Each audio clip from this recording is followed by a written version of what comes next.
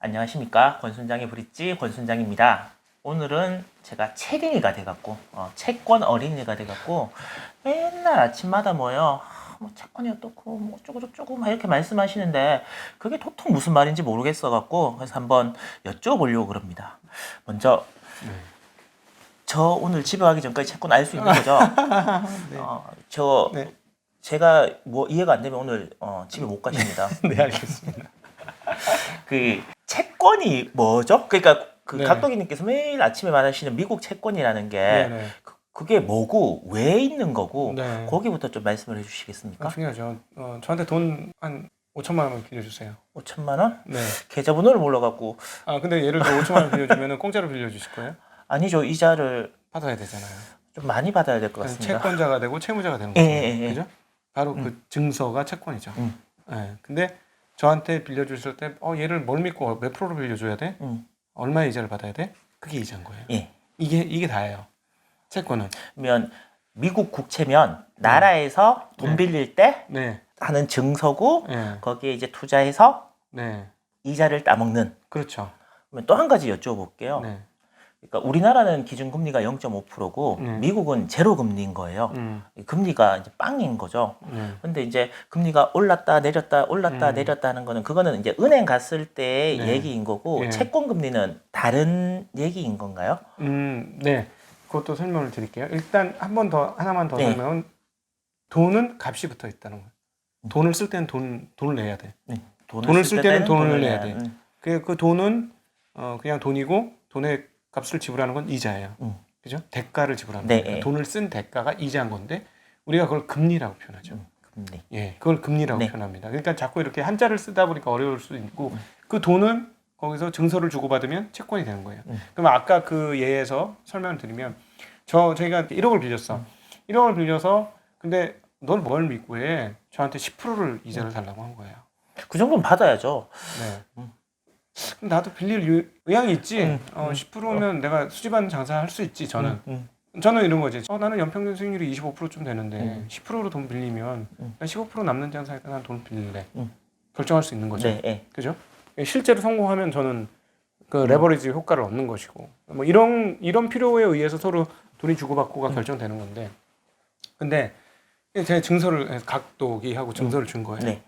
근데 제가 떴어. 엄청 유명해진 거야. 오. 그래서 투자 수익률 50% 나와서 이 투자업계, 운용사업계 이런 증권업계 길이나가 된 거예요. 와, 쟤는 잘생긴 줄 알았더니 운용도 엄청 잘하는 거야. 이러면서 와, 생긴 것 때문에 투자했더니 실력이 더 좋아. 이러면서 대박이다. 어쨌든 그렇게 된 거예요. 그래서 와, 실력이 더 좋아. 근데 딱 이런 거지. 나 이거 쟤한테 1억 빌려준 거 이거 증서 갖고 있거든. 이거 1,000만 원씩 받아 1년에. 10년짜리 계약이야. 1,000만 원씩 받아. 근데 옆에 있는 애한테 1억짜리인데 이거 살 의향이 있니? 근데 제가 떴잖아요. 네. 그럼 이걸 어떻게 받냐면 비싸게 팔 수 있어. 더 비싸게.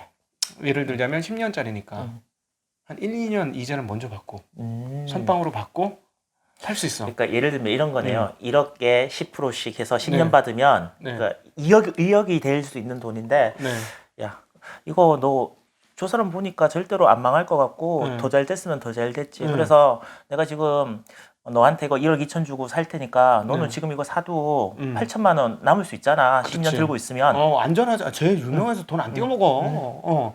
그러니까 1억 그러면 1억 2천 팔 수 있잖아. 예, 그렇죠. 1억 줬는데 2천만 원 차익. 그걸 우리가 일컬어 자본 차익, 캐피탈 게인이라고 그런 거예요. 캐피탈 게인. 네. 자본 차익이 생긴 거죠. 즉 뭐냐면 1억은 발행해서 저는 쓰고 있는 건데 발행했고 증서를 저는 발행했고 예. 돈을 저한테 발행했고 저는 증서를 발행했고 채권을 가지고 있고 난 채무자고 그리고 돈을 나는 쓰고 있는데 그 채권을 다른 딴 데서 사람한테 팔아. 또 유통이 되고 있고. 그렇지. 이거를 유통이라고 그러는 거죠. 그럼 어떻게 돼요? 처음에 발행 금리하고 유통 금리하고 같아요? 아니요. 달라졌죠. 예, 달라졌어요. 달라졌죠. 그래서 1억 2천에 팔았으면 쉽게 얘기하면 8%에 팔은 거가 되나? 그렇게 되는 거지. 10년으로 따지면. 그렇죠. 예. 그렇죠. 10%에 발행했잖아. 내가 10%에 발행한 걸 8%에 주는 거지. 왜냐하면 1억 받아야 될 것 중에 2천만 원 먼저 받고 네. 8천만 원만 네. 준 거니까 1억에 연간 베이스로 따지면 대충, 8%, 예, 8%가 예, 대충 예, 되는 예. 거잖아요. 그죠? 그러면 금리가 떨어졌잖아. 음. 채권 값은 오른 거잖아. 이렇게 되는 거지. 근데 이제 채권이 네. 예를 들어서 각도기님께서 한 번만 발행하는 게 아니고 네. 하니까 야 1억 갖고 내가 해보니까 10%에 빌려서 한 20% 이상 30% 이렇게 계속 네. 하니까 2억 빌려줘 네. 이렇게 또 이제 이야기를 할 수 있잖아요. 할 수 있죠. 저가 레버리지가 잘해서 잘 되니까 사업을 더 키워보고 싶어. 아 이거 레버리지 좀 더 땡겨도 되겠네. 2억만 빌려주실래? 근데 저는 돈이 없어요. 나 1억 전재산 이제 다 했고 이제 다른 사람이 예를 들어서 네, 또 네. 그거를 예를 들면 사줄 수 있죠. 할 수 있는 거죠. 네, 그렇죠. 대신에 나 인기 많으니까 음. 이번에는 10%못 주겠는데 음. 8%만 줄게. 8%에 나 줘라. 2억 땡겨줘라 8%에. 그렇게 발행할 수 있죠. 예, 그건 그렇죠. 뭐죠? 제가 유명해졌기 때문이죠. 이걸 일컬어 뭐라 그러냐면 신용도라 그래요. 영어로는 크레딧이라고 표현하죠. 제 크레딧의 상황에 따라서 발행 금리가 달라지는 거예요. 예, 그래서 제가 예를 들어 지금 증시각도기 채널이 막 8만 뭐 이렇게 9만 이렇게 됐는데 나중에 뭐 80만 90만 이렇게 되면 100만 100만. 이렇게 되면 뭐, 엄청 유명해졌으니까 사람들이 저한테 그때는 어떻게 되겠어요? 8%가 아니고 5% 아니 3%에도 돈을 빌릴 수 있다는 얘기가 되는 거죠. 더 큰 돈을. 그렇죠. 예. 더 큰 돈을 더 싸게도 빌릴 수 있는 그건 뭐 제 필요에 따라 돈을 빌리는 건데 제 신용도가 유지되는 한에서는 금리를 낮춰가면서 빌릴 수가 있죠. 그래서 미국 국채를 얘기를 들어보면 미국은 전 세계의 탑이잖아. 그러니까 낮은 금리로도 많은 돈을 빌려올 수가 있죠. 그래서 제가 이제 그 질문을 드리고 싶은데 네. 예전에는 그랬는데 지금은 그러니까 돈도 더 많이 빌려야 되고 코로나 터지고 돈 줄 때는 많고 그래서 더 많이 빌려야 되는데 예전만큼 인기가 별로 없는 것 같아요. 응찰률이 좀 떨어지고 있어요. 예. 그래서 이제 금리를 예전에는 예를 들면 1%만 주고 발행을 다 시켰는데 지금은 1.5%, 2%뭐 이런 식으로 금리를 계속 더 높여가야 되는 상황이 아닌가? 막 들어오기 시작한 거죠. 예. 지금 약간. 거의 아침마다 쭉 설명하시는 게 지금 이제 미국. 네. 미국이 지금 돈은 더 많이 발행을 해야 되는데 네네. 이 금리로는 좀 힘들 것 같아서 이 금리를 조금씩 높여가야 할 것 같아.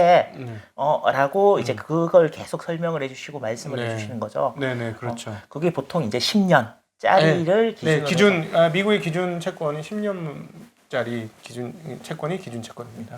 우리나라도 맹채권은 발행을 하는데 우리나라는 이렇게 뭐 그렇게 큰 우리나라 채권이 영향을 미치거나 주식시장에 그렇지는 않은 상황. 우리는 그냥 미국 따라가요. 한국의 채권 시장은 미국 시장 따라갑니다.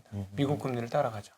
그러면 이제 채권이 그러니까 그 돈이 점점 더 많아지고 그러다 보면 그 많은 돈들을 하려면 금리를 조금 올릴 수밖에 없고 발행을 잘하려면 발행을 잘하려면 내가 돈을 많이 땡기고 싶으면 예를 들어 1억 할 때까지는 쟤 믿고 할 수 있어. 근데 내가 100억 땡겨 이러면 뭘 믿고 이렇게 되는 걸 수 있죠. 그러면 금리는 올랐는데 금리는 돈을 내가 이자를 더 줄게. 돈 빌려줘. 이렇게 되는 거죠. 그렇죠. 근데 그 채권을 먼저 가지고 있었던 사람이 예를 들면 1%에 내가 그 채권을 갖고 있었는데 1.5%짜리가 다음 달에 나온대요. 그러면 내가 갖고 있는 채권의 가격은 떨어지는 거죠. 그렇죠. 그래서 금리가 오르면 채권 가격이 떨어진다라고 그렇죠. 말씀을 하시는 거고. 네, 그렇죠. 예를 들자면 저한테 5%짜리를 산 거예요. 산 건데 갑자기 제가 인기가 없어져. 그래서 막 사람들이 슬프다. 안 찾아. 완전 슬프다. 그런데 느낌이 안 좋아. 저 못 받겠는데. 저 1억 빌려준 거 저거 저 5%인데 저거 어떻게 하지? 못 받겠는데. 그러면 어떻게 해야 돼요? 친구한테 팔 때 1억짜리를 1억에 못 파는 거지. 싸게 팔아야죠. 그러면 5천만 원에 파는 거야. 내가 얘 속을 알았는데 얘 골병 들었어. 이제 끝났어. 이거라도 받고 팔아야 돼요. 뭐 5천만 원에 팔아요. 근데 금리가 5%잖아요. 5%였잖아요. 1억에 5%면 10년 기준으로 5천만 원을 받는 거잖아요. 그렇죠. 근데 이게 5천만 원으로 떨어져요. 5천만 원에 5천만 원을 받으면 얘는 실질 금리는 10%가 되는 거죠. 가격이 떨어지니까 그 금리 상승 효과가 있는 거예요. 그러니까 금리가 올라가면 가격이 떨어지는 거지. 금리라는 건 상대의 신용도에 따라서 움직이는 거거든요. 저 사람 믿을만하냐, 믿을만하냐, 믿을만하지 않느냐에 따라서 거라고 생각해 보세요. 금리가 낮을수록 신뢰도가 높은 거죠. 믿을만 하니까 그만큼만 받고도 돈을 빌려줄 수 있는 거지. 부모 자식 간에 돈 이자 많이 안 받고 빌려주잖아요. 믿으니까. 아니, 아니에요? 아닌가? 그건 아닌 것 같아. 네. 어. 어머니 어쩔 수 없어서. 어머니 감사합니다. 어쩔 수 없어서. 어쩔 수 없어서. 네. 안 주면 집에 안 오니까. 뭐 이래서 빌려주는 거지. 뭐 신용도는 제가 지금 딱 미국이 그런 느낌이에요. 너 돈 안 빌려줄 거야? 다 엎어버린다. 돈 빌려줘. 그러니까 안 되니까 중앙은행 멱살 잡고 야, 돈 빌려줘. 돈 빌려줘. 우리 거 사줘. 이렇게 되는 거죠. 그런 부분이 좀 있어요. 미국은 조금 약간 뭐 깡패 국가. 깡패 국가 같은 거. 네. 그러니까 타고난 게 가지고 있는 게 워낙 많은 것 같아요. 그럼요. 풍요로운 나라고. 근데 어쨌든 제가 왜 금리 이야기를 자꾸 드리냐면 이걸 이해해야 금융시장의 기초예요. 이게 기초라서 금융시장이 이해가 되는 거예요. 거시경제의 흐름은 금리를 알아야만 반드시 이해가 되는 거예요. 주식시에서 선수들이 주식으로 수십억, 수백억, 수천억 버는 사람들도 상당히 어려워하는 게 거시가 어떻게 되지? 에 대해서 항상 고민해요. 근데 그 거시를 이해하기 위해서는 반드시 금리. 그게 뭐냐면 사회 전체의 신용도 상황들이 어떻게 바뀌고 있는지의 바로미터고 돈의 흐름을 결정하는 거예요. 돈의 흐름의 기울을 결정하는 거기 때문에 금리가 높으면 쑥쑥쑥쑥 뭔가 이렇게 가파라진 거지. 그렇죠. 가파라진 거예요. 그래서 이거에 따라서 이게 베이스예요. 베이스. 금융시장의 베이스라서 채권 금리를 어떻게 설정하느냐에 따라서 판세가 달라지는 거예요. 그러면 지금 요즘 요즘 미국 채권이 어쩌면 손해 날 수 있다, 재미없을 수 있다라고 말씀을 이제 하시잖아요. 네. 그러면 그 예전에는 계속 좋았잖아요. 40년간. 네. 40년간 좋았던 이유는 그러면 뭔 거죠? 일단 40년 전에 금리가 너무 높았어요. 콜 금리가 15%가 넘었죠. 그래서 계속 내려오고 있으니까. 네네. 더 이상 내려올 때는 없고 이제는 올라갈 가능성이 더 크기 때문에. 그래 붙었으니까 제로에 붙었으니까 더 이상 내려갈 게 없는 거죠. 마이너스 금리 안 하겠다고 했으니 더 이상 내려갈 건 없는 거예요. 그럼 결국 위로 올라가는 수밖에 없는 거예요. 그러면 채권은 별로 투자 자산으로서는 지금 현재 시점에서는 그렇게 보는 게 그렇죠. 합리적이다. 게다가 이제 미국은 우리나라보다 훨씬 더 돈을 많이 찍어내기 때문에 환율도 안 좋을 수 있기 때문에 환율과 같이 생각해보면 더 안 좋은 자산이에요. 제가 한 가지 이제 환율 말씀하셨으니까 그 외국인들이 원화 강세 때문에 이제 막 들어온다 그러잖아요. 제가 이렇게 가만히 누워 생각해 보니까 만약에 1달러에 1,000원인데 1달러에 900원이 되면 외국인 입장에서는 1달러 주면 옛날에는 1,000원짜리 주식 살 수 있었는데 원화가 강세가 되면 1달러 주면 900원짜리 주식밖에 못 사면 외국인 입장에서는 손해 아닌가? 좋은 질문입니다. 많은 분들이 궁금해하실 것 같은데요. 이렇게 생각하면 간단하죠. 1,000원에 들어와서 900원에 팔고 가면 되죠. 더 떨어진다. 1,000원에 1달러로 들어와서 그럼 나중에는 900원 가지고 달러라면 1.1달러잖아요. 대략 약 1.1달러 받잖아요. 1달러 투자해서 1.1달러 갖고 가는 거예요. 그런 것 같아요. 딱 고정시켜 버리는 것 같아요. 그러니까 흐름이 중요해요. 그러니까 원화 강세의 흐름이 있기 때문에 외국인들이 그걸 보고 베팅을 하는 거지. 근데 보통은 이제 저희들이 잘 모르니까 야 1,000원일 때 900원 되면 외국인 입장에서는 좋은 것 같지 않은데라고 하는데 만약에 1,000원에서 900원이 되는 그 흐름, 그러니까 떨어져 가는 그 흐름에서는 그래서 제가 그렇게 환율에 대해서 얘기를 많이 하고 있고 11월 달에 이제 시작이다 시즌 2다 막 이랬던 건 뭐냐면 외국인들이 지금 1180원 이때부터 시작을 했다. 1150원부터 본격적으로 매입을 시작했다. 이건 뭐냐면 어디까지 보이냐는 거지. 10%는 보고 들어오는 거다. 이런 느낌 드는 거죠. 물론 그걸 정확하게 계산해서 들어오는 게 아니고 달러 피해서 오는 걸 거예요. 달러보다 이게 훨씬 낫다. 그리고 일부는 물론 대부분 달러를 갖고 있을 거예요. 그럼에도 불구하고 일부는 해지를 시켜놔야 되는 거잖아요. 그래서 해지 자산으로 원화 자산, 위안화 자산을 사놓는 건데 그 중에 해지 자산 중에 제일 좋은 게 뭘까요? 삼성전자지. 배당도 주니까. 그리고 글로벌이 매물 1등이고 내년도 매물이 나쁠 것 같지 않고 파운드리도 잘하고 있고 스마트폰도 1등이고 되게 좋은 거예요. 그래서 이제 원화 강세가 되면 거의 외국인들이 이제 삼성전자를 많이 사죠. 근데 이제 하이닉스는 배팅인 거야. 왜냐면 메모리 시장이 더 좋을 거라고 생각하면 하이닉스 배팅하지. 왜냐면 얘는 스마트폰하고 여러 개가 있지만 하이닉스는 메모리만 있으니까. 환율은 그런 식으로 이해를 하면 그래서 제가 환율을 보자고 계속 말씀드리는 게 이번 강세는 환율 최고 강세 때까지 가는 강세다 시장 주식시장이. 조금 더 나가서 만약에 그 해외에 투자를 하면 환 노출을 시켜서 하는 게 그러면 어떻게 보면 맞을 수도 있겠다. 그러니까 그 나라에 투자를 한다라고 생각 당연하죠. 맞죠? 네, 리스크 테이킹을 하는 건데 환 테이킹을 하는 거죠. 예, 그러니까 당연히. 그것까지 저 나라도 잘 될 것 같고 한도 먹을 게 있을 것 같아서 같이 보고 들어가는 거지. 네. 보통은 저희가 처음에 펀드 할 때 한 해지가 돼 있는지 안 돼 있는지 이제 굉장히 많이 보고 네. 투자를 했었거든요. 네. 그래서 뭐 이렇게 뭐 펀드 중에도 뭐 한 해지 상품 이렇게 했는데 안전하게 하려고. 근데 예. 그렇게 하면 비용이 많이 들어서 해외 투자는 사실 의미가 상당히 약화되죠.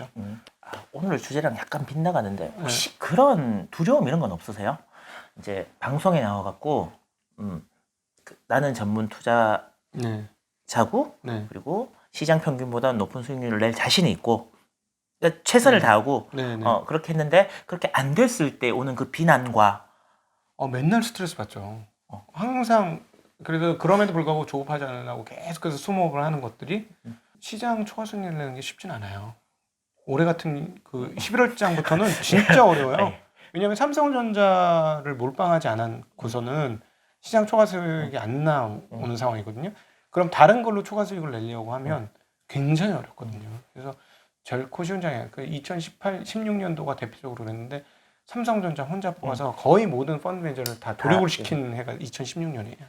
그래서 아니 저는 항상 방송을 볼 때마다 그런 것들을 정말 굉장히 스트레스를 많이 받으시겠다라는 생각을 굉장히 많이 네. 해요. 이렇게 될 거고 이렇게 투자를 하세요라고 얘기를 했는데 네. 근데 뭐야? 자기는 잘 못하고 있어. 그럼요. 엄청나게 그거는. 근데 저는 개인적으로 제 개인적으로 속한 계좌들은 걱정을 하나도 안 해. 진짜 걱정을 1도 안 해. 어차피 뭐 되겠지, 잘 되겠지. 뭐 그동안 몇 년 동안 봤는데 이게 늘어났잖아. 그럼 앞으로도 늘어나겠지. 앞으로 운영했으면 충분히 늘어나. 뭐가 걱정이냐면 함께 하고 있는 분들이 못 견딜 수가 있어요. 그 격차가 벌어졌을 때. 근데 결국 누적적으로 3년에서 5년 정도 운영을 해보면 시장을 이겨. 분명히 시장을 이기는데 저는 그걸 뻔히 보였고 경험적으로 봐왔으니까 버티면 돼. 근데 단기적으로 매일매일 보시는 분들이 있어요. 수익률을. 제가 제발 그러지 말라고 하지만 제발 매일매일 보지 말라고 하지만 그거 안 쉽습니다. 네, 보게 되잖아요. 보게 되면 올라가면 마음이 편해지고 떨어지면 가슴이 통 뛰고 왔다 갔다 하는 거죠. 근데 저희 입장에서는 되면 되는. 그러니까 저희는 그게 이제 씨름인 거죠. 그걸 안심시켜야 되는데 안심시킬 때까지는 2, 3년의 시간이 필요하더라. 2, 3년 누적으로 보고 나면 그때는 안심해요. 조금 그러니까 한 2, 3년 장기로 네. 이렇게 보고 매일매일 시세를 확인하지 말고 네. 또 거기에 일희일비하지 말고 네. 라고 이제 근데 제가 유일하게 9시에 시장을 안 보는 날이 있거든요. 네. 목욕탕 갔는 날. 네. 9시 그러니까 그때는 전혀 걱정이 안 되는데 네. 그거 아니고 평소에 이렇게 출근하거나 이럴 때는 늘 9시만 되면 보게 되죠. 이렇게 보게 되더라고요. 네. 그래서 진짜 그걸 인위적으로 안 볼 수 있는 방법도 없고 네. 핸드폰 저걸 확 버려버릴까요? 근데 마음만 안 흔들리면 괜찮습니다. 마음이 흔들리니까 문제인 거죠. 저희도 뭐 매일 안 보나요? 매일 보는데 근데 이제 경험칙으로 이건 잘 될 거다. 결국 시간이 지나면 잘 될 거다. 근데 이제 계속 우리 이 시점에서 고민해야 될 건 계속 이제 긍정론을 얘기를 많이 했지만 좋을 때는 잘못될 게 뭐가 있지? 항상 고민하셔야 돼요. 그다음에 이렇게 미시적 상황들이 나쁘지 않고 거시도 뭐 되게 좋아 보이고 할 때 거시를 깰 게 뭐가 있지? 이런 고민을 해야 돼요. 그래서 그런 것들이 분명히 숨어 있거든요. 악재들이. 알겠습니다. 그러면 저희 이제 이렇게 하는 걸로 해요. 제가 설마 뭐 이렇게 채권에 대해서 너무 모르고 또 환율에 대해서 몰라서 제가 이렇게 여쭤봤겠습니까?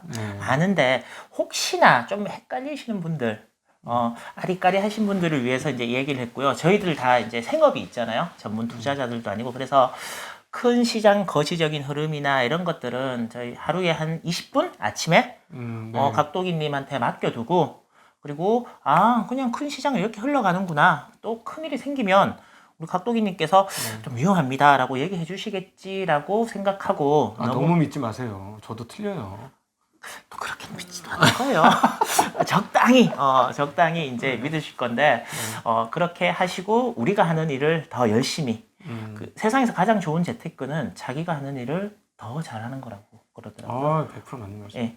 근데 그러니까 우리 일에 어떻게 하면 내 일을 더 잘할 수 있는지에 대한 고민을 더 많이 하시고 또 각도기님 채널 보면서 그게 맞아가는지 업데이트하고 그런 식으로 조금 편안하고 안전한 네. 투자. 하나 더 자기가 투자가 재밌고 흥미가 있고 하시면 계속 하시고요. 할 때마다 가슴이 너무 뛴다 이러면 하지 마세요. 그리고 사실은 누가 제일 축복받은 사람이냐면 워렌 버핏 옆집 할머니가 제일 축복받은 사람이야.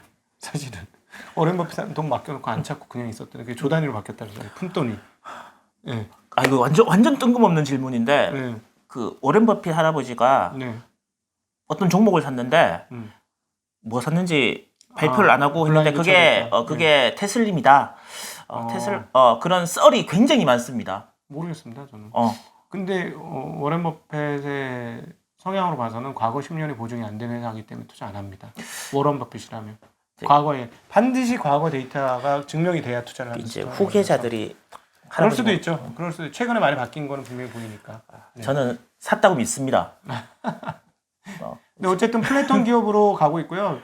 테슬라 얘기 나왔으니까 잠깐 드리면 본격적으로 스타링크가 지금 이루어지고 있어요. 아주 무서운 속도로 이루어지고 있는데 실제로 스타링크에 의해서 미국 인터넷이 지금 서비스가 되기 시작했어요. 무서운 일이에요. 이게 합쳐지면 자율주행하고 합쳐지게 될 것 같고요. 그렇게 되면 파괴력이 엄청날 거고 자동차 관련해서 가장 강력한 플래톤 기업으로 거듭날 가능성이 점점 커지고 있는 겁니다. 아직 완성한 단계는 아니고요.